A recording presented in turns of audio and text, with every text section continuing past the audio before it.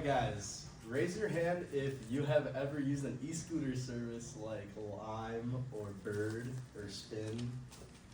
Right, so a lot of people here have, and you can usually find those e-scooter services on college campuses.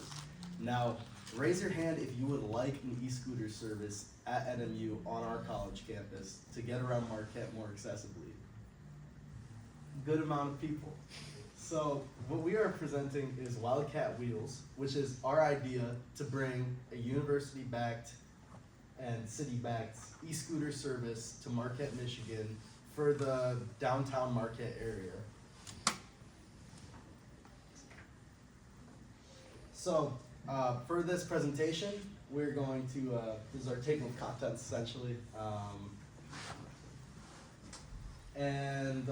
Our mission is we strive to create an affordable and accessible short distance transport for NMU and the wider Marquette community while staying environmentally conscious. So essentially, our company will be providing e-scooters to Marquette campus, the area around, so that we can get around Marquette more accessibly while also reducing carbon emissions and being more environmentally conscious.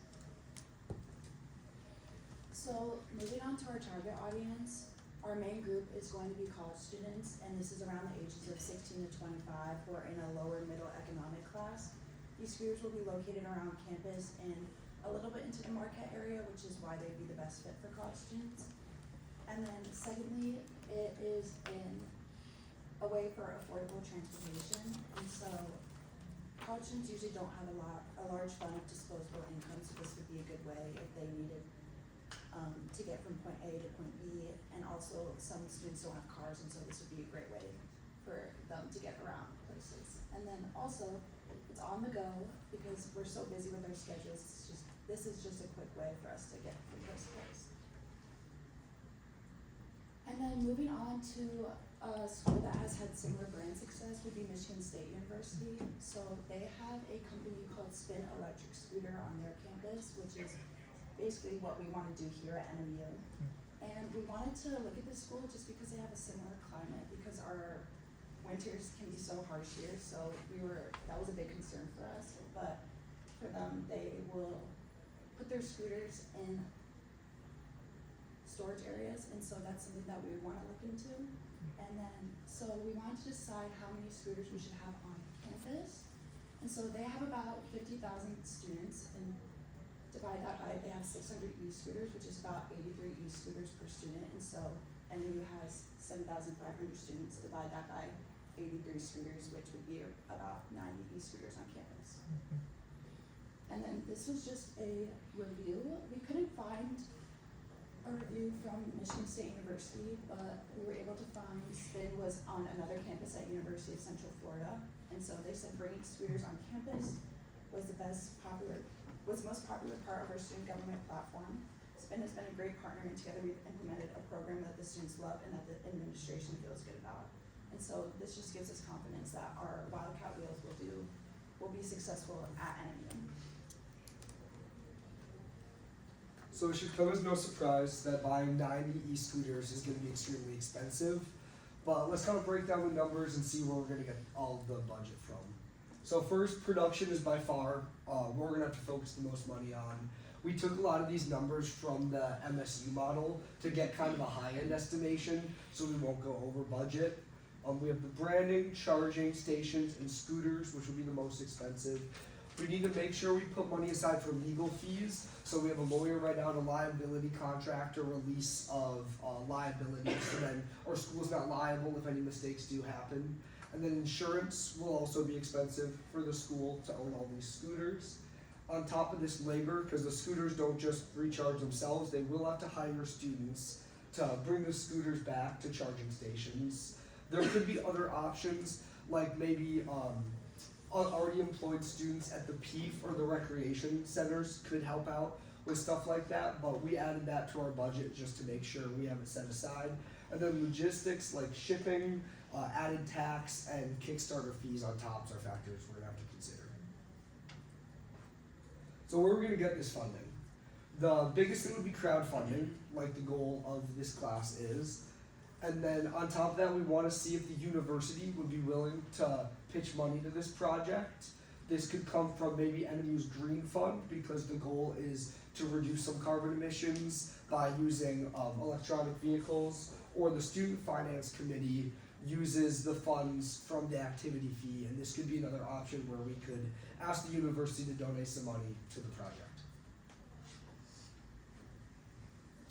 Alright, taking a look here at the backer rewards, this is what our investors, you guys, are actually going to get for giving us money for our product. Starting out at our first tier at $25, each backer who chooses this option will get 10 free rides from our service once we start up, just to get a taste of how our service is going to operate and to see if you like it or not. Our next tier up, $50 plus. So in addition to the 10 free rides, you will also receive a stylish Wildcat Wheels hoodie with the purchase of this tier. And at $100 and above, we have our second highest tier, where backers will receive 3 free rides per day for up to 1 year. And for those bold enough to give over $1,000 for this project, we're offering 3 free rides per day indefinitely. So this is our project timeline, a little look at how we're gonna run this. So right now, we're in the first phase of our project, which is the research phase, essentially just researching everything, getting, all of the details squared out. Our next phase in the project timeline would be the pitch. So we would be pitching to city council to get permits for the scooters, pitching to the university, pitching with potential investors. And then crowdfunding would be our third phase, which is gonna be we hope, our biggest chunk of our financial intake. But that's gonna be establishing a great crowdfunding pitch and raising further funds to ensure the success of the project. And finally, the implementation phase is gonna involve things like developing a mobile app. Beginning of the implementation phase of the project will also be mostly like buying the scooters, purchasing our inventory, and getting all of our wheels in motion. So how are we gonna spread the word? Essentially, we kind of want to tease our audience about here's what's coming. Northern Michigan University already has Instagram Reels and TikToks that they utilize. So Instagram, Facebook, and TikTok are primarily going to be our main social platforms. And in these next few slides are kind of examples of what these are, but just from a tech standpoint, we're going to also host events. So we're going to have a small group of a student body just to test out these products and be like, what do you like about it? What do you hate about it? What can we change before we give this to the whole audience? We're also going to utilize infographics to post around campus, just to be like, hey, here's the app, you can download this, just to get the audience familiar with what's about to come. And then finally, we're also going to utilize text and email. We've all gotten those Wildcat Willie text messages. Sometimes they're a little awkward, but other times there's other messages that come through, informing the campus about what's happening. So we're also going to utilize that. Here's a brief example of what the TikTok would look like. Obviously, we would hope to have Wildcat Willie on a scooter, just because we're used to that. But it's like a teaser, hey, this is coming soon to Northern Michigan University, and then the comments can be a platform for students to interact. Next is the text email teaser, just kind of asking students to respond and interact with can you guess what's rolling your way, 10 days till the drop type thing, and then encouraging people to give us feedback. And then next is an infographic that we post around. Parking's always typically an issue here. I feel like we've all had experience driving laps around trying to find a spot. So this encourages students to be like, hey, you don't have to give up your parking spot. You can just hop on a scooter quick and go to class. And that QR code leads you to download the app. So we're encouraging students to get more familiarized with the platform. And then our main partners are going to be Wildcat Willie. We want to utilize athletes because typically they're making the commute to the Dome or other facilities on and off campus. So starting with that and just promoting the day of life, here's how my day's easier when I have a scooter. And then EcoReps, again, promoting the sustainability aspect of it and just how much of a change it's making on campus.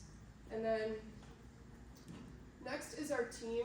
On campus, we'd like to utilize Derek Hall. He is our Chief Marketing Officer, and he would help us with the promotional aspects of it. Next is Michael Bath. He is the Chief of Police and Director of Safety. So public safety is going to be a huge aspect of this, and the routes and how we're going to keep our campus safe. So we'd like to utilize him. And then Jess Thompson is the NMU Assistant Vice President for Sustainability.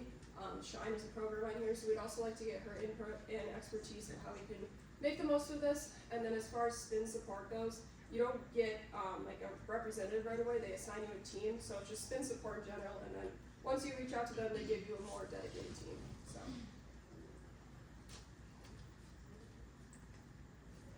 So moving on to the risks and apologies. We have the risks and challenges.